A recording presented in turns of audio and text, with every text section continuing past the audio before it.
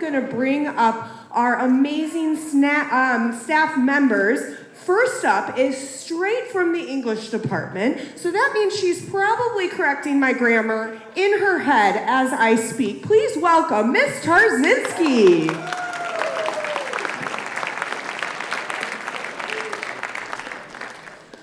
Next up, we have a Writers Expo rookie. She works in the library, so this is probably the loudest applause that she's going to hear all week. Give it up for Miss Greene.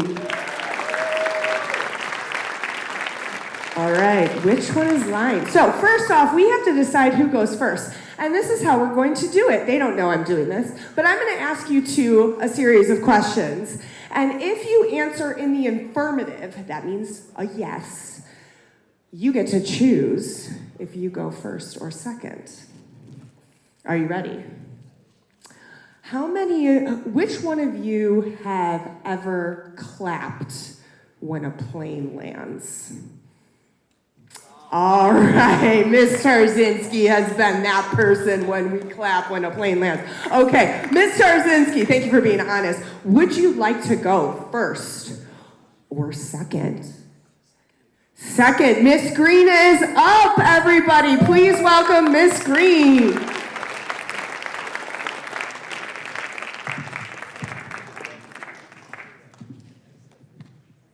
Hello. Okay, so I'm going to tell you all a story about why it's very important to have a first aid kit all the time. And this story takes place in 2014. While you all were watching Backyardigans, I was working in Peru as a tour guide. I was working for an American company that brought teenagers from all the world on international travel excursions. And this job was pretty intense in terms of hours because we were together all day, every day, 24 hours a day pretty much. And every Sunday I brought our students to the airport in Lima, dropped them off, and the plane that they got on was the plane that the new students got off. So it was pretty much nonstop. And one thing you have to know about the company is that in training, they were very specific about the fact that we had to keep track of our first aid kit all the time.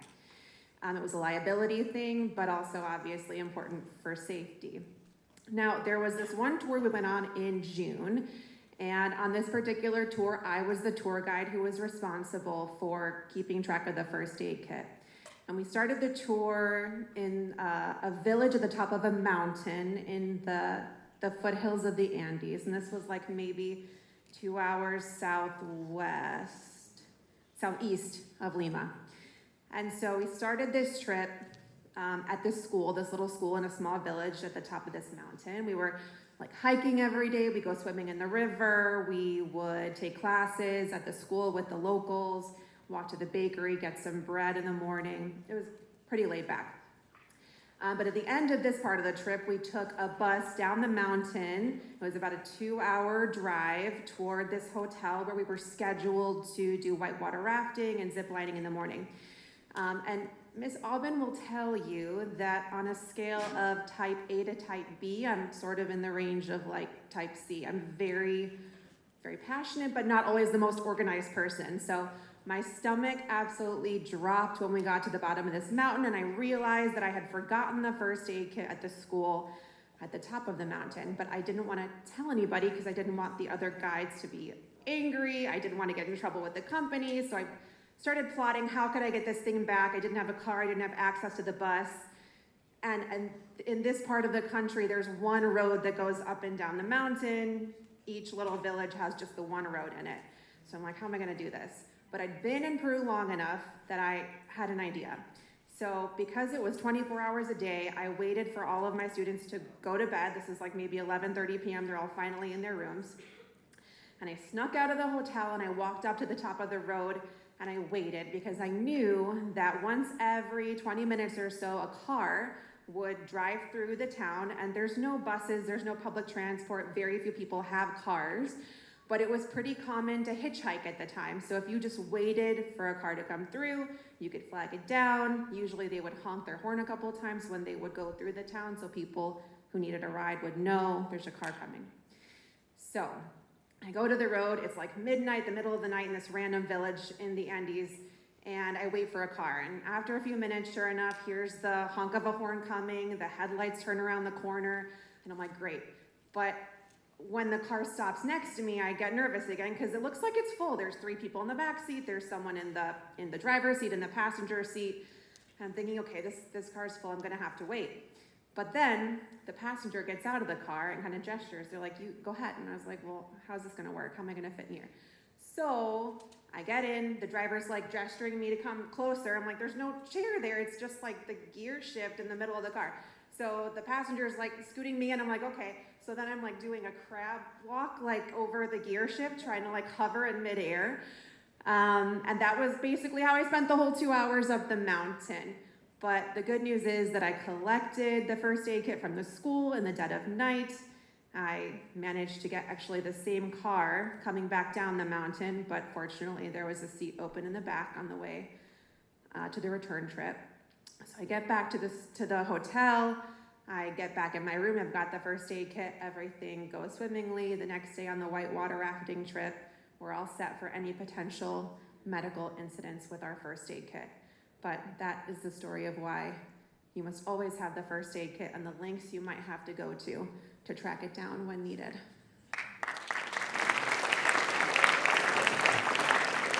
Suspicious? I don't know. You will be the judge of that. Up next is Miss Tarczynski. Give her a round.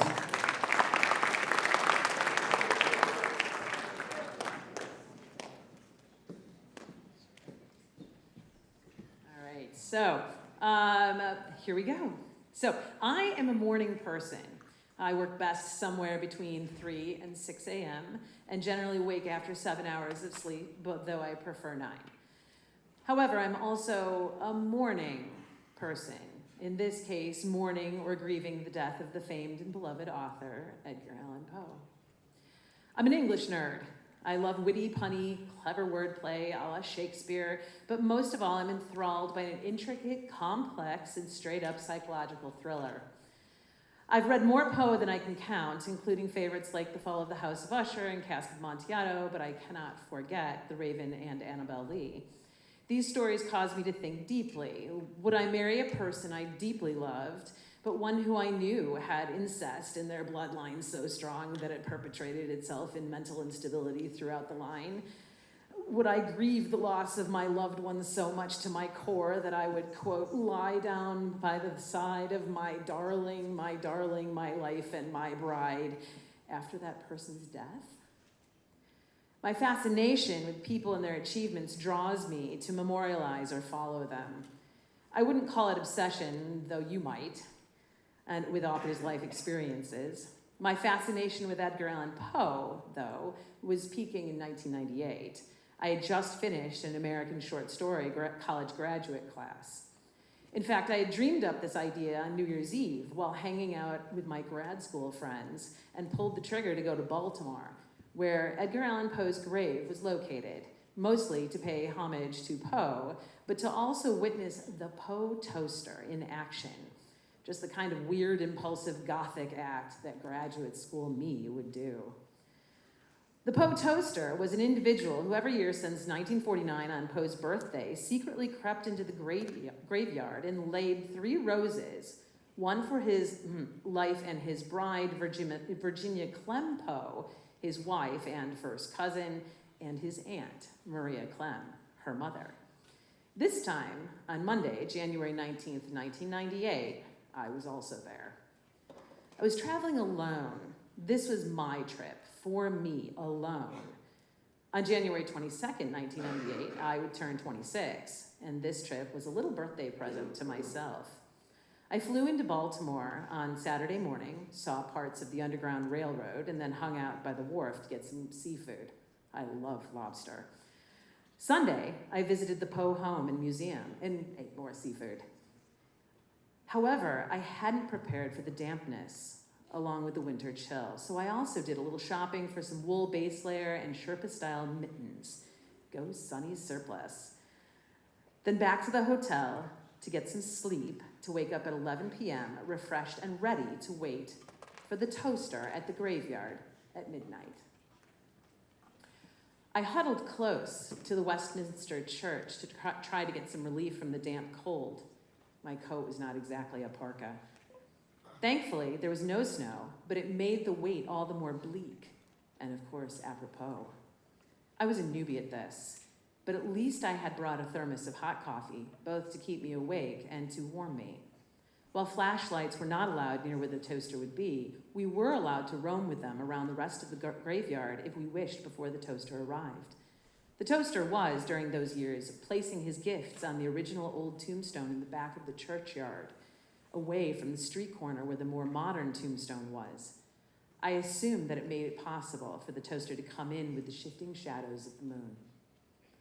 While there, I befriended a couple from Washington, D.C., who were also English people, a high school English teacher and an English professor. We were all fans of the recently released interactive storytelling video game, The Dark Eye, which was much less puzzle and more interactive story, story clicking, using Poe's most famous words. And so we geeked out about that for about an hour. I liked it. And that game was one, as well as Myst and Diablo, that lit my fire for video games. We also met Jeff Jerome, the unofficial Poe expert, who had been keeping track of the Poe toaster since the 1970s. He came around with some biscuits and hot coffee to top off our thermoses. He was really nice. Around 3-ish, there was both at once a hush and a stirring. People started to move, and as we had moved further in toward the gravestone in anticipation of the toaster, respectfully, no one got within 30 feet of the tombstone. And no one took a picture with a camera or shone a flashlight. The toaster eked through the bushes and approached, quietly, purposely, reverently. Most noticed that the toaster moved like an older gentleman, and even this aspect gave off an air of respect, perhaps one of even love. First there were the roses, 3 of them, red.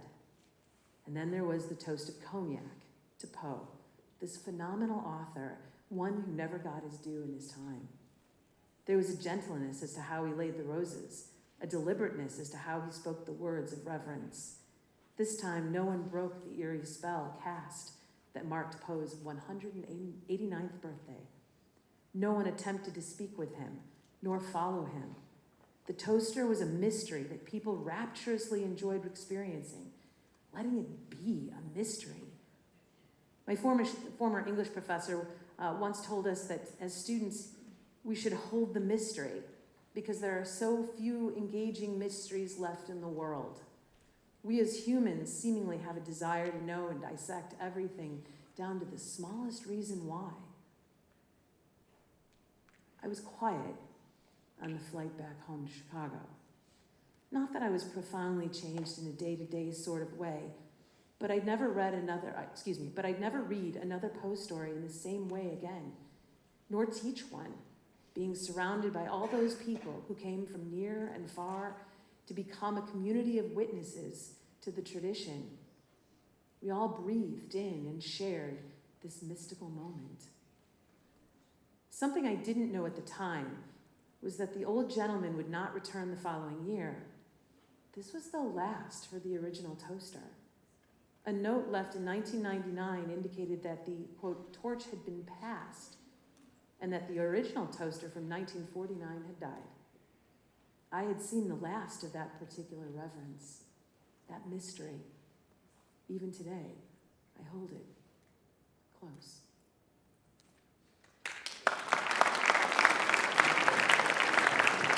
I don't know, sounds fishy too. Which one of these fabulous teachers is telling the truth and which one is lying? You guys get to now interrogate them.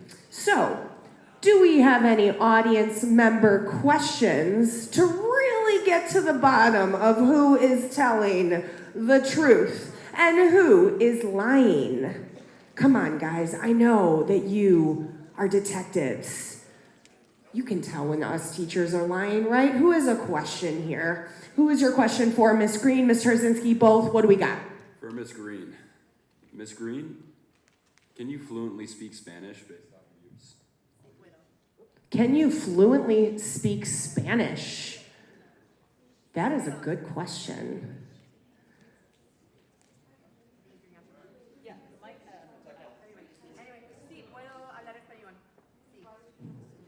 Is that convincing to you? What do you think? I'm not sure. Not sure. Even though, okay, but I mean, okay. Do you want to speak? Do you want to say anything else, Miss Greene, in Spanish? También vivía en España un tiempo y en México. Y después cuando volví a los Estados Unidos trabajaba con refugiados. I think she proved that point. Okay. Anyone else have some questions for our teachers? Miss Tarczynski, how do you remember the details? I'm sorry, say that again? How do you remember all of the details? That is a great question because you had a lot of details, and are we making those up or what? You know, it's one of those things that when you plan something like that, even though it was off the cuff, those details stick in your mind. I mean, honest to God, you know, if Poe, I'm an English teacher, so, and I flew to Baltimore, and, you know, the guy's name was Daniel, the professor. I think his actual name was Schmidt, which is weird because that's my married last name. So, although I didn't know it at the time because I wasn't married at the time. I don't know, does that answer it? That is a very convincing answer, I think. We have another question for Miss Greene. Miss Greene, why did you choose a husband?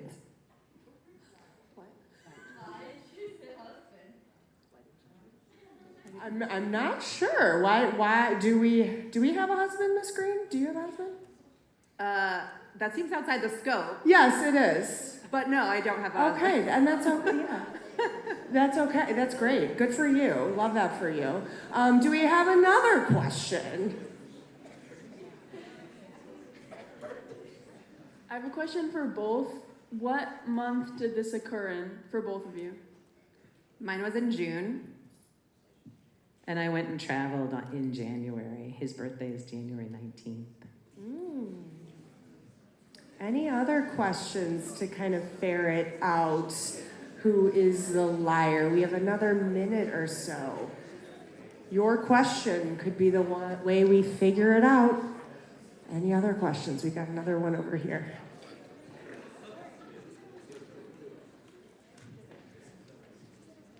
For Miss Tarczynski, why were you looking down so much? Why were you looking down so much? You mean Miss when I was Tarczynski? reading? Is that what you're saying, when I was reading? Well, okay, so this is the thing, is that I am a teller of stories. So when I write things, like when I did, if you look past in other years, you'll see that I've told both truths and lies. So if you actually go and watch the videos, I always write down my stories. And the reason is because I craft my stories, so it's not like I tell things. So truth, lie, doesn't matter. I'm gonna tell it in a storytelling way because I like to have the swell and the pitch of the sentences. I want to make it have an impact, whether it's truth or lie. It needs to make an impact, and usually my stories, whether they are truth or lie, have a lesson or a moral to it. And I noticed, Miss Greene, you did not have anything written. Is there a reason behind that choice, or did you? Oh, you did. Okay. Is there a point of view in terms of you writing your story, or why you wrote it down or chose to write it down versus just telling us? So I've never done this before, and all the videos that Mr. Tooley sent me were people not reading off the paper, so I thought I couldn't read off the paper. If I had known I could, then I would have done that instead. And I think we also got an instruction from Mr. Tooley to read off the paper, to bring a paper so that you could see that we wrote something. All right. Oh, one more question. Go for it. I'm a little confused on Mrs. Greene, how you were sitting on the gear shift for 2 hours. Yeah. How did you bear that? Yeah. Well, actually, in my written document, I made a comment that by the time we pulled up in the village, I was like I had doubled my core strength and my arms were about to give out. But yeah, it was not. You push through. You can do hard not things. Great. I mean, I was kind of hovering like in front. I don't know, like, yeah, it not, that's why it's a good story, because it was insane that it happened. Yes, that is true. All right, now you guys get to decide who you think is lying. So we're going to vote by a round of applause. The loudest round of applause is the person that you think is the liar. So who do you think is the liar? Okay, let's give it up for our first storyteller. Do you think she is lying, Miss Greene?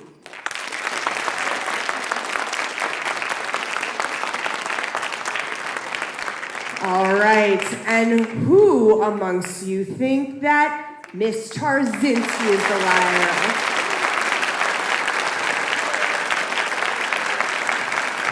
From my very scientific deduction, Miss Tarczynski, I think they think it's you. So, would the liar please stand up? Round of applause. You're the liar. You got it. You know your teachers. You know your teachers very well. I love it. All right, everybody. Which aspect of that story was indeed a lie? Was it all a lie, Miss Tarczynski, or what was it?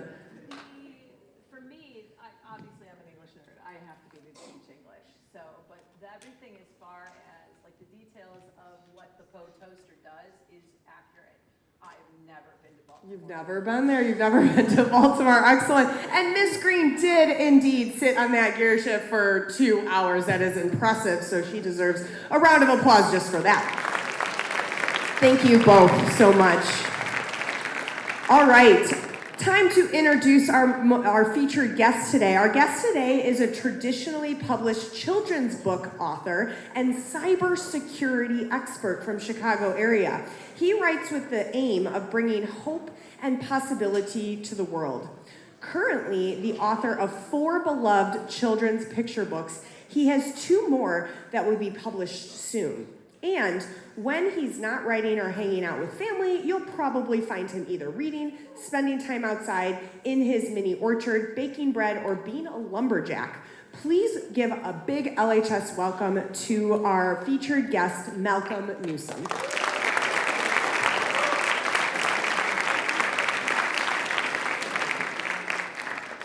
All right, how we doing, Wildcats? I love that fact or fiction. Maybe I'll. Afterwards, you can tell me whether or not I lie about anything. Let's see. So it's great to be before you all this morning. Just as a little bit of housekeeping, I have a very hard time just standing in one place. So you'll probably see me meandering across the stage. Who knows? I might even take a moment to sit in the chair while I speak. We'll see.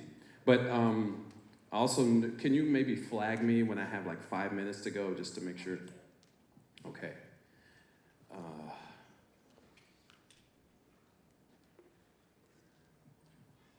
All right, so I am originally from Waukegan, born and raised, and have lived in Lake County my whole life. And so what I thought about to share today was essentially how I went from Waukegan to published author plus. And I'll explain the plus in a second. I did want to just highlight or say a few words about the books that I have published so far, starting on your far left, Dear Star Baby. That was my first picture book that released in 2023, so just about 3 years ago.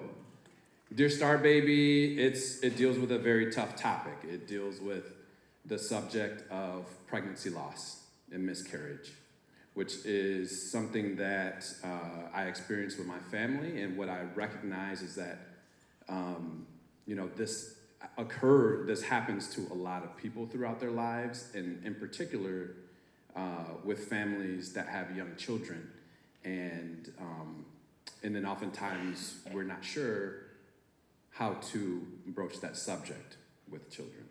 So that book is my aim at being able to help families heal together. Sydney's big speech is about, that came out in 2024. It's about a girl who gets nervous when it's time to speak in front of others. Who's ever felt nervous when it's time to speak in front of others? I heard a, oh yeah. I might be a little nervous now, you never know. So, so it's about that, and then effectively using her voice. I am the spirit of justice. So I love to tell, so I co-wrote this book with someone by the name of Jamar Tisby. Jamar Tisby is also a published author. He mostly focuses on adult books, mostly in that intersection of like racial and social justice. The cool fact about that is that Jamar also grew up in Waukegan, and in fact, we have been best friends since we were in the 5th grade, so 10 years old. So I love to tell that story because it's one of those reminders, especially when I'm in front of groups like this, that you never know how the friendships that you have now and the relationships that you have even now will blossom into something that maybe you hadn't expected, or maybe something that you're even dreaming about or talking about that you would love to have happen. It's all possible. So we had a chance to publish a book together. He is also a New York Times bestselling author. And then my most recent one, The Daddy-Daughter Dance, was a fun story about just family and the celebration of a dad and a daughter, and how they will stop at nothing to have their dance. So, published author plus. Here's the plus. As mentioned in my the introduction, I currently work full-time in cybersecurity. So I'm what we call an ethical hacker. I do what's called penetration testing. And the idea there is, yeah, I get to hack for a living, and it's amazing. Previous to that, I was a software developer, mostly web and mobile stuff, web and mobile apps that I built. And before that, I had my own business. And my first career out of college was mostly at Chase. I became a branch manager for Chase when I was 22 years old, just like a year and a half out of college. And so the question that I get a lot of times is like, how, right? And I will go through that. This is just a quick shot of where I grew up in Waukegan, little humble home. And where I went to school. So these are my main schools. On the far left, Lakeshore Catholic Academy. In the middle, I know I'm here with the Wildcats, but go Bulldogs. And then on the far right, Northern Illinois University. Had a lot of good, really good rivalry games. Both basketball and running track against Libertyville. So a lot of good memories here.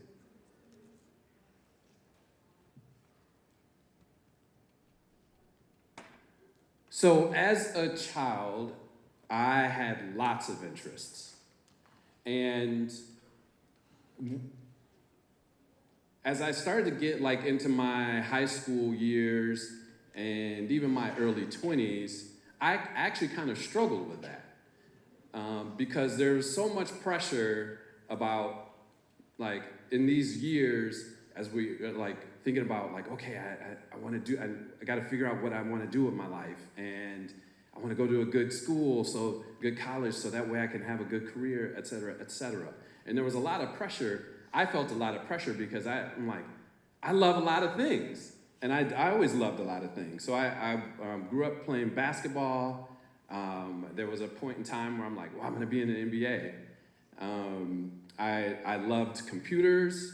That is pretty much what computers looked like when I was when I was growing up.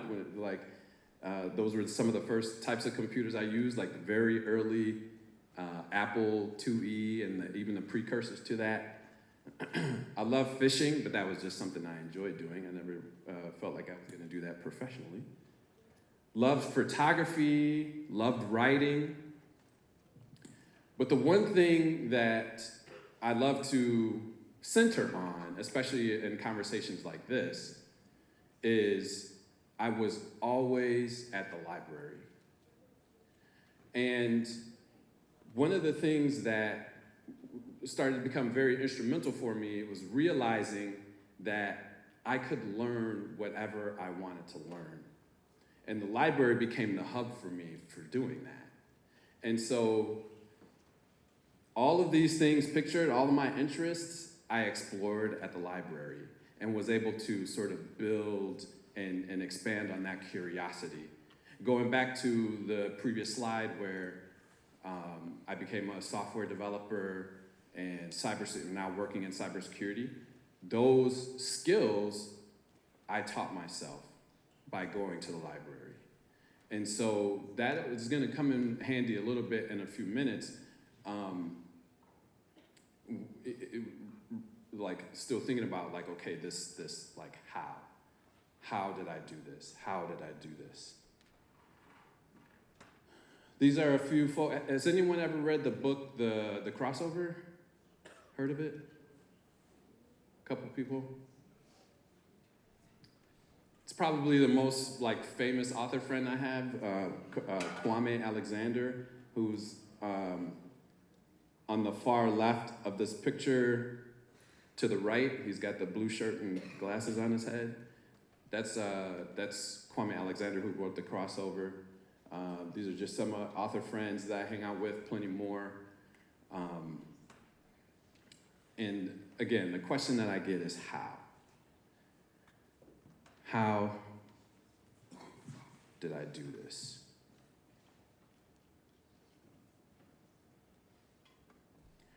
I want to ask for a couple of volunteers. Just two volunteers. Who's gonna be, all right, you two right there, perfect. Come up for me.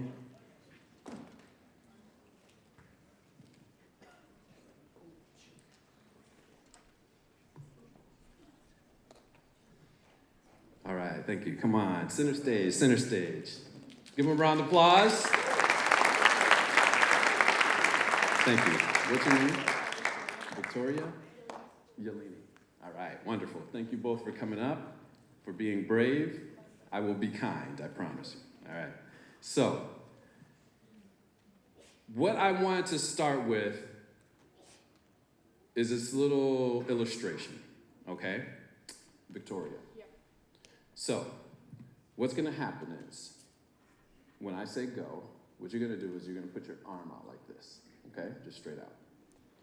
And then I want you to repeat,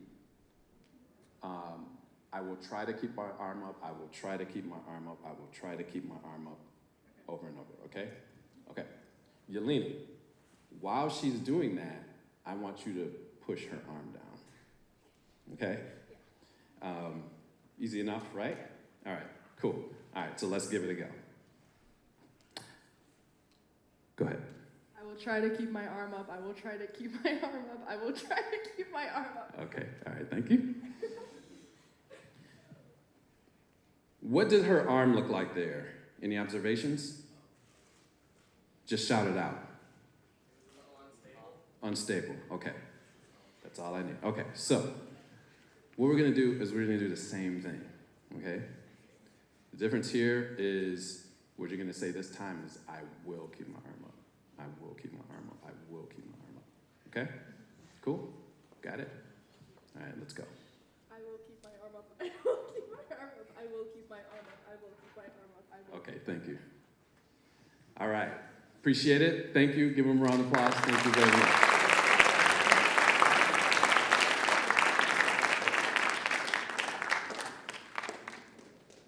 Okay, so the first one we heard was unstable. Any difference in the second one? Did you see any difference? A lot more stable the second time, right? Even though it was a little lower, because I don't know if Yeleni might have been pushing a little bit harder, but it was, that resolve was there. Like, she was like, I'm not moving this thing. And even when Yeleni let go, she was like, whew, right? Two very subtle words. Try versus will. This is the power of every word that we use, every word that we encounter. And we can certainly go through more and more examples of this. But what it starts to do is shape the way we show up in the world. Try versus will. Stable versus unstable. And so, with that, I say words create our realities. Because we saw it play out right here. The try was unstable. The will was stable. And those are two different realities to the same obstacle. The obstacle itself did not change. But what changed was her resolve. What changed was the way she showed up.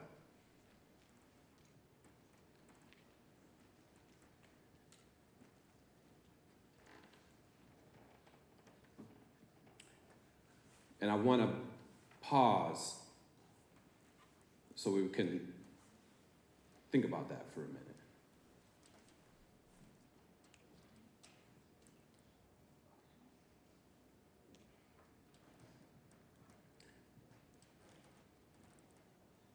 One of the things that I know, both from personal experience and just statistically, I mentioned I grew up in Waukegan. One of the things that I knew about my existence growing up in Waukegan is that people did not expect very much of me. I never had anyone tell me I could be a published author. I never had anybody tell me that I could be a software developer. I never had anyone tell me I was going to do anything great, honestly.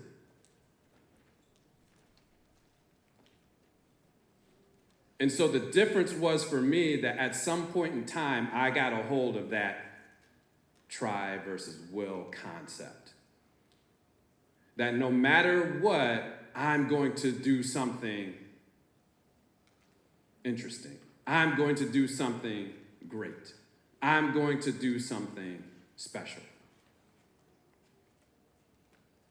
And the thing that I know is that when I'm speaking to an audience like this, any audience, I don't care how many people are there, where I'm at, there are some of us, some of you, who have lives right now that are happy. Everything's good, everything's great, everything's going your way. And there are some of you that have lives that are challenging. That even waking up in the morning is like, oh man, I gotta go at this again. I gotta hear my parents again. Teachers getting on me again. Whatever it is. And my challenge to you, to all of us, no matter what, is to start to develop this idea that writing is life. Because the thing about it is that we're all writers in some form of fashion because we all use words in some sort of way. Whether we're just speaking them, whether we're texting, whether we're on social media, whatever it is, we're all using words in some sort of way. And so, that being the reality of our lives, it then becomes a question of what words are we using and how are we using them?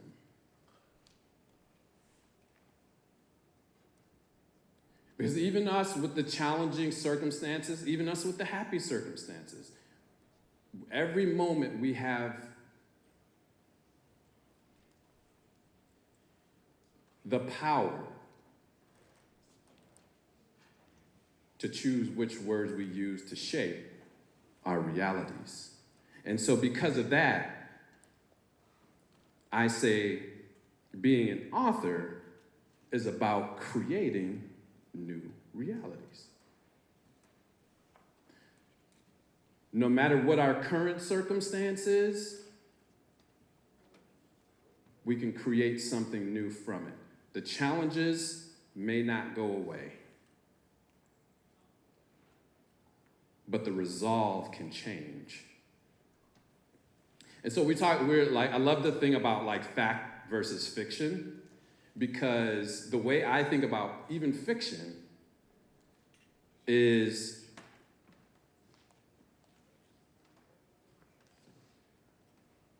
this story is completely made up. These characters in this book did not exist anywhere but in my head until I wrote them down. Mr. Newsome, you have about 5 minutes left. All right, thank you. And so even fiction, in a way, becomes real, because now it's something that I can hold in my hand, right?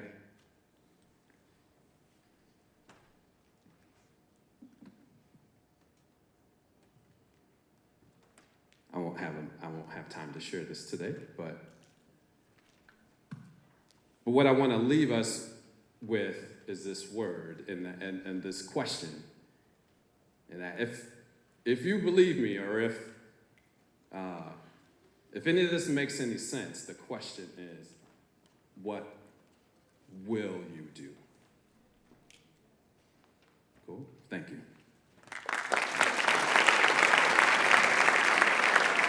We have time for a question or two.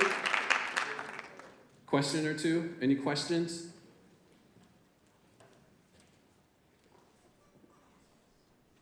Any questions? Sorry, it's hard to see with these Miss lights. Singleton has a question. All right, go for it. I was just wondering why you picked children's books as the format for your writing. What was it about children's books? All right, great question. So the short, simple answer is I love children, and I think that along with this, like shaping our realities and using words to shape, I feel like I wanted to encourage children even at young ages with perspectives that I felt like I wasn't always seeing. So yes, thank you. We have another question back here. Yes.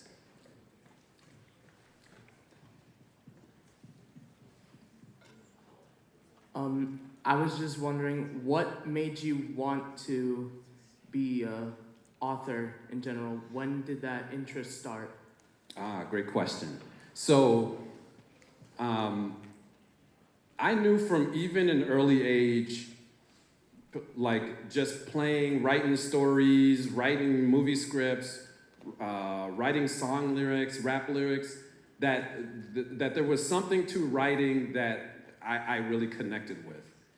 And even from those ages, so like even like high school, early college, I always said it would be cool if I could be an author someday. But I never thought that I could. And so it wasn't really until my late 30s that I made that shift that I just expressed today, that transition from like, oh, it would be cool to, no, I will do this, right? Thank you for that question. I have a question. You talk about the power of words. Which story do you feel particularly attached to, and the fact that you felt like your words were powerful to that audience, and which story perhaps fits that description? That's a tough question. I feel like I've approached them all similarly in that regard, because I take, one of the great things about picture books is you only have so many words to tell the story that you want to tell. And so there's a lot of labor in deciding which words to use. But I will say that Dear Star Baby is a particularly special one to me because most of the time when we think about children's books, we think about fun and humorous and, you know, silly and those types of things, but rarely are we thinking about like healing and supporting like difficult situations. And so, yeah, that was an important one for me for that I would reason. imagine that touched a lot of families. Please give Mr. Newsome a big round of applause because the bell is about to ring. Thank you so much for being a part of Writers Expo, and come back later.